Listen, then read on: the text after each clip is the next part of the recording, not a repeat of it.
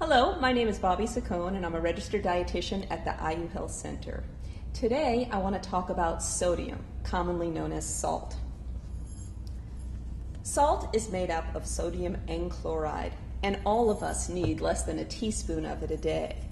For most of us, and all adults over the age of 51, we only need 1,500 milligrams a day, which is roughly 2/3 of a teaspoon of salt. This chart shows that the average intake for all age groups less than 50 is well above 2,300 milligrams.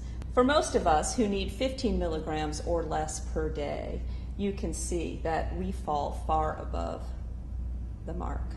Our current food supply is laden with excess sodium. Let's look at this test tube as a representation of 1,500 milligrams of salt per day, what's recommended for most of us. If you were to go and get a fast food cheeseburger, you'd get roughly half of the amount of salt that you needed for the entire day. That's 750 milligrams.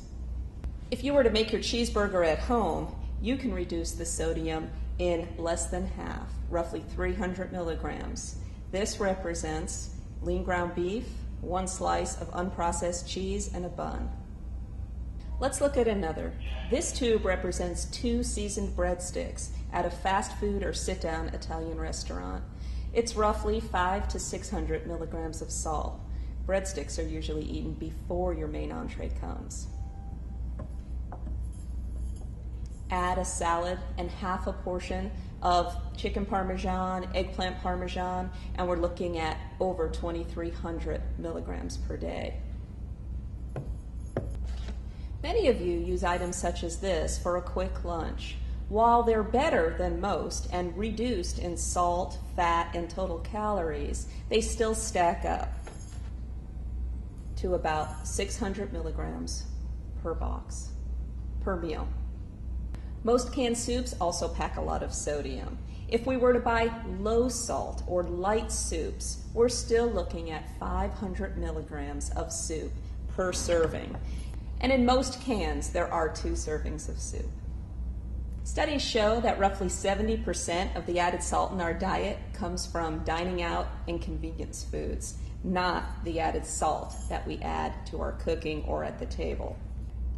Excess salt in your diet can raise blood pressure. Lowering the amount of salt in your diet can lower your blood pressure in the matter of weeks and reduce your risk for heart disease and stroke, even if your blood pressure is already within the normal values. Sodium is everywhere. Take a look at the chart. But there are still many things that we can do to reduce the sodium intake in our diet. First, know your numbers so that when you're looking at labels, you know what those numbers mean. Second, compare labels and look for sodium so that you can choose items that are lower. When eating out, ask your server for items low in salt and ask the cook not to add additional salt to the cooking. And if you do use salt at the table or in your cooking, try experimenting with herbs and seasonings that take the place of salt. Remember, everybody can benefit from reducing the salt or sodium in their diet, and any reduction that you could make is a positive step to improving your health.